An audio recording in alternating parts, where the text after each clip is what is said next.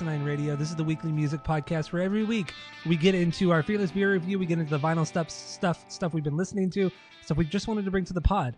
We also talk about Jeff's record store, Desert Grooves Records. Huge shout out in Arizona. And then we finish up with some new music and other happenings in the music world, if there is anything going on. My name is Tyler. Way out there, hundreds of miles away, is Jeff. While you're listening, go to Spotify, Apple Podcasts, give us 5 stars. If you're watching on YouTube, smash that subscribe button. I have no idea what he's laughing about, but that's fine. So let's get right into this. Let's find out what Jeff's laughing about. What do you got? It's the monkey meme. I found a good one. Oh my god! I found a good one. Dude, you're the worst. I found a good one. It's so funny. It's so funny. That might be like my favorite one now. Like this when the people do with this monkey guy from Planet of the Apes. I'll send it to you though. Memes. It's Okay, yeah, just different thing. Chat it to me. So yeah, Fearless Beer Review. What are we doing today, Jeff? We're doing the same thing actually, but what are we doing? We're doing Trooper Day of the Dead. This is Iron Maiden beer here. Iron Maiden beer. Iron Maiden's beers. Yeah. So you picked this one up a few weeks ago when I was out in Arizona. I can't even fucking see it. It's so tiny. So yeah, you picked this up a couple weeks ago, brought it home, and we saved this beer specifically for this episode because obviously we're doing Iron Maiden this week. So yeah, I think this is different from the other Trooper beer, right? Yeah, there's different ones. I don't know if there's different ones for every year, but I do know there's different ones constantly, and this is just one of the variations. Okay. I've had some of the other ones. The other ones are shit. Yeah, I've never really been a fan of it. But yeah, I can't even fucking read the writing. It's too dark. Well, it's 4.7. It's 4.7 ABV. It's made in conjunction with Robinson's Brewery in Cheshire, England. Even though it's probably not called Cheshire, because last time I said Shire, friend of the pod Skip got mad and said that it's Sheer or something stupid like that. Cheshire? Cheshire? Cheshire cat? Is it Cheshire or Cheshire, Skip? What is it? What is it? So, yeah, 4.7 ABV, straight from the Britlanders. So let's start drinking this. So you got a glass, or you gonna drink it straight out of the bottle? No, I'm gonna pour in a glass. It's all dusty too. It's old. Is it really? Oh god, it's probably gonna taste pretty just like, I don't even know. Hold on one second. Hold on there, dude. Right. Outrageous out there. Anyway, go ahead. So yeah, I just poured mine. Oh my god, dude, I'm not gonna drink this. Do you see that? Look at that. What? Look at all the sediment. Oh yeah. Yeah, I am not drinking that. That is disgusting. Oh. Smell it. Oh my god. It smells like a sour. Holy shit, that is disgusting. Oh my god, I cannot believe this. If you're watching the video on Spotify or YouTube, oh my god, look at that. That is so disgusting. It really does smell like a bad sour. Oh, are you gonna sip it? Sip it. Sip it right now. Oh, I don't even want to barf. Oh, that is so disgusting. Yeah. Is there a bottle date, or at least a Best By date? Good thing I had a little bit of coffee left. Oh man. So I know this beer is not good anyway. Yeah, it's not. It's an English ale. But it says best before July 2022. Okay. Well, okay, there you go. That makes sense then. That makes sense. All right. Well, that's disappointing. So I got this instead. Got a Coors Light instead. Gonna drink that. Wow, that's disappointing. That's disappointing. I guess there's no Fearless Beer Review this week, unfortunately. Check your bottle cap. My bottle cap? Mine. What about it? Yeah, underneath the bottle cap, there's different Iron Maiden songs. Not on my bottle cap. What's on the bottom side of your bottle cap? Nothing. It's blank? Yeah, it's blank. See? Can you see? It's blank. I fucking lost my bottle cap, so wow, this is fun. What the hell? Oh, it's not on the bottom, it's on the top. This right here? What does it say? Can I? Oh, that's like the seventh son of the seventh son of the seventh son. Can I play with madness? Is that a Maiden song? Isn't that There. on Seventh Son? The Seventh Son? I don't know. I don't remember that. That album sucked. Whoa! Spoilers. So I guess we're not drinking this. I guess we're gonna give this a 0 out of 3, a drain pour. A drain pour. It was from Seventh Son of Seventh Son of Seventh Son. That song? Yeah. Why is my face not fucking focused? There we go. I just can't believe I lost the bottle cap. All right, well, Whatever. so Okay. let's move on. Yeah. I got a Coors Light. You got a Oh. Michelob or a Coors Light? What do you got? Yeah, no, I did sniff some coffee though, because that was I actually honestly almost threw up. That was disgusting. Yeah, that was. I cannot believe it. It's still. It's not even settling. Look at that. It's stuck there. Even worse. It's just stuck there. All that sediment. That's so disgusting. Wow, that is really disgusting.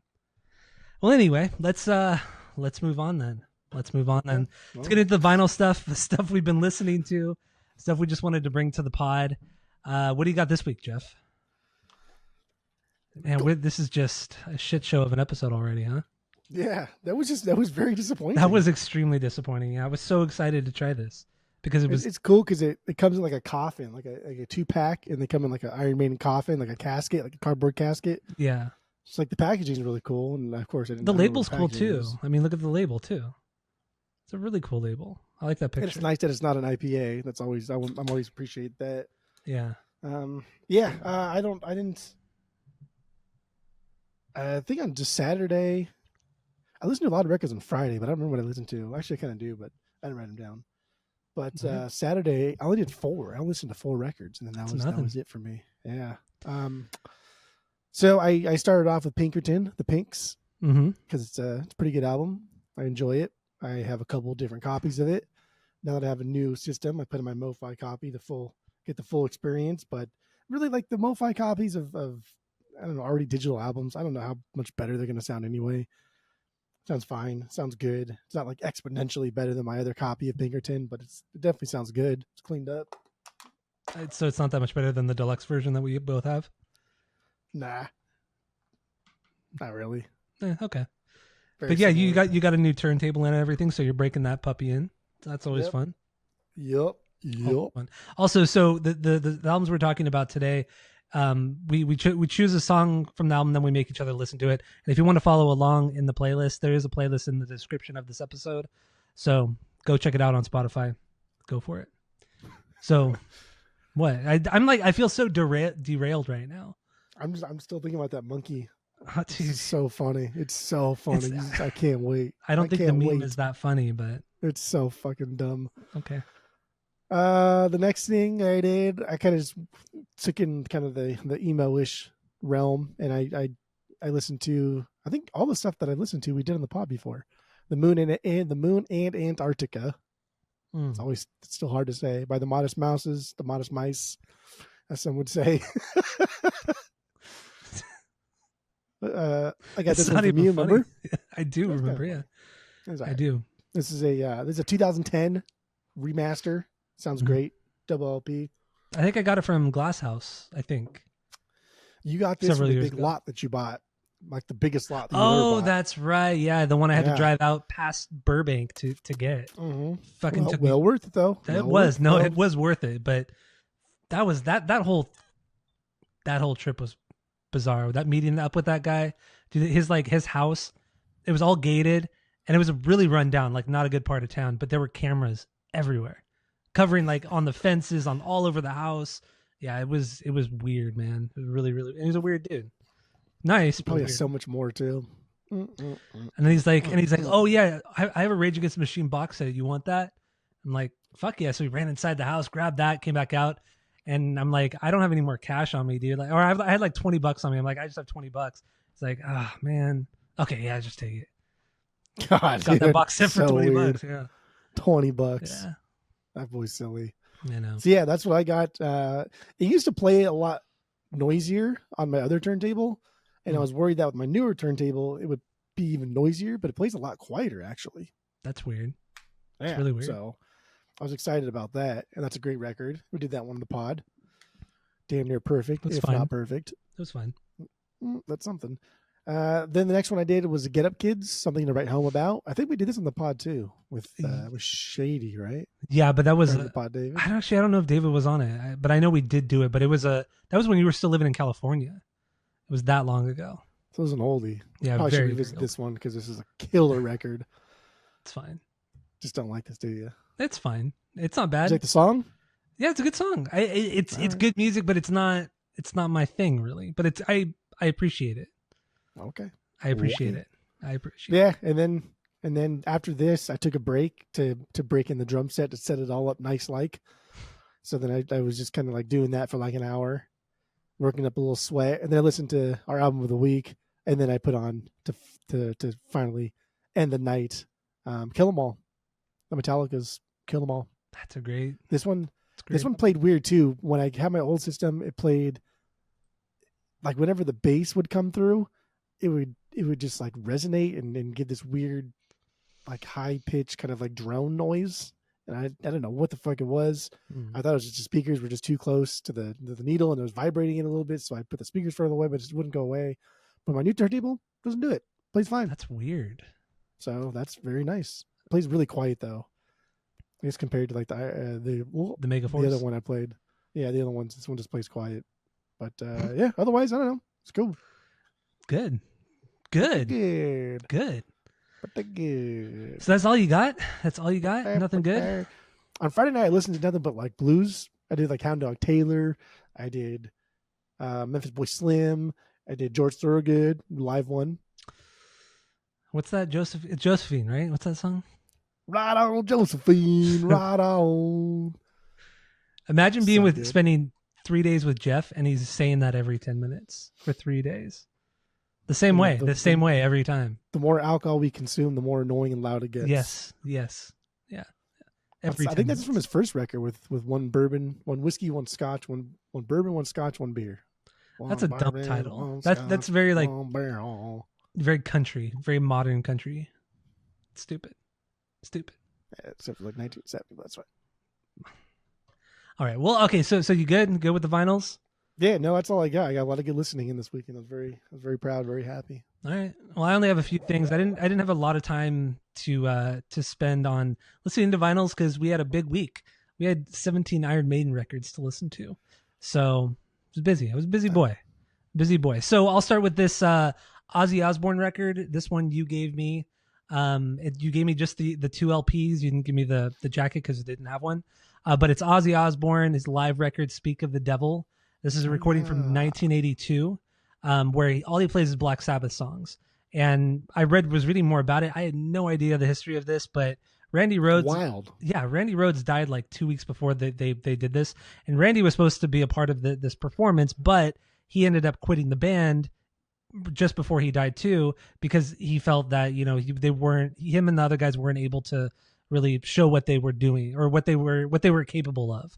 And they thought this Black Sabbath idea was a bad idea, but reading more about it, it was really all Sharon Osbourne. She wanted to do it. Because there was that. And then also Black Sabbath at the time were coming out with another live record, like a best of live record as well with Dio. And that ended up coming out like a month after this Ozzy one did. But the guy they have on guitar is Brad Gillis. This is the only thing he's ever done with Ozzy, like that's ever been recorded.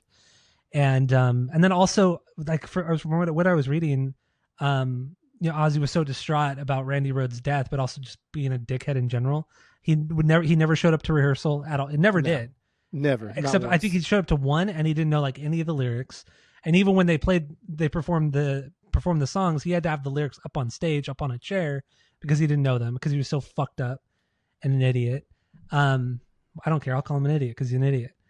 And so then they did it over 2 nights, and then they did a third performance without an audience, just in case any of those performances weren't good. And they ended up using, I think, 2 of those songs from the non-audience performance. But honestly, this is killer. It sounds so good. It's great, right? These renditions of the Sabbath songs are a little bit faster, and it adds so much more energy to these songs. It's fantastic. It's not on Spotify, unfortunately, but that's why you put this one. That's why, it's not on Spotify. But somebody made a playlist of all the songs, but the live versions of all the songs from different eras and different performances. But yeah, if you ever out at a record store and come across this record, pick it up. It's well worth it. And honestly, the first time I heard it was at Phil's house because Phil had it on vinyl. Yeah. Remember we listened to it that night at like 4 a.m. We were shit faced. he threw it on, and I tried to buy it from him that night. He's like, "No, I'm not gonna buy. No, I'm not gonna sell it. I'll give you $50 for this." It's like, no. I mean, that's how much it's worth. It's like 50. Like if you get the cover and everything, it's a $50 record. Yeah. But yeah, it's Rudy Sarzo on bass, Brad Gillis on guitar, and that's a lineup of just like people who like that kind of like Quiet Riot and people who like Night Ranger. Yeah, they love this shit. And yeah, I think because from what I was reading too, like a long time ago about this, these guys had never practiced these songs, but like they knew Sabbath, they knew the songs well enough, so they really just sat around in a circle, like playing the record over and over, trying to learn these songs the best they could. Yeah. Well, I think it was Brad Gillis. He had never heard Black Sabbath songs before, but he was familiar with Ozzy's solo stuff. But the other guys were. That's what I read. That's what I read. Lies. But you never know. You never know. But anyway, yeah, this whole album is just a cash grab, but I think the performance is great, and so whatever. So the next thing I have here is Black Flag Slip It In, fourth record from 1984. Slip It In. Got this from you. It's a repress, like 2021 press. I mean, Black Flag, it's great. They've only put out one bad record, and that was My War, which I really still don't really like that record. I don't either. Otherwise, yeah, just what you'd expect. More improvisation than most of their other stuff. This is where they really kind of Greg really tried to like do the instrumental stuff and the improv stuff, which is fine, even though he's a shit guitar player, but still works. and Henry Rollins just aggressive as fuck. So it's great. And the last thing here is Bad Brains, first record from 1982. Yeah, Bad Brains, you know, they're known, if you don't know, punk, metal, thrash, dub, reggae. They do a lot of different shit. And it's just such a fun record. It's a cool record. It's like 16 songs, clocks in at like 38 minutes, I think. So you don't like this? You don't like this album? Because when I'm going to listen to Bad Brains, I really want to hear like reggae punk. I don't want to hear one song that is all punk, no reggae, and then immediately after that song is all reggae, no punk. That's stupid. That's dumb. It's not stupid, but it's stupid. It's dumb. It's not stupid. So the only record by Bad Brains that I would ever get, because that was my copy that I purged, because I don't listen to it. I don't really like it. But Eye Against Eye is when they actually started to try to blend the two genres together. That's the only one I would ever get. Okay. All right. And actually, I didn't know until this week too that when it came out in 1982, it was only released on cassette. It wasn't released on vinyl for a while after that. So it's kind of cool. I kind of like that. You know, they were kind of ahead of the game because cassettes were pretty new at that time in 1982, and to only put it on that, it's rad. It's rad. So anyway, that's all I got for the vinyls. You got anything else? No, that was good. That was great. That was good. That was great. All right. Great. Let's see. Well, no new music that I think is worth talking about has come out. No real new music news. So you want to just kind of call this one? Yeah. And we'll get into the soccer stuff on a different episode, different segment. That's it. That's all. All right. Well, thank you all for listening. Go to Spotify, Apple Podcasts, give us 5 stars, tell all your friends. And that's it. That's all. Love you.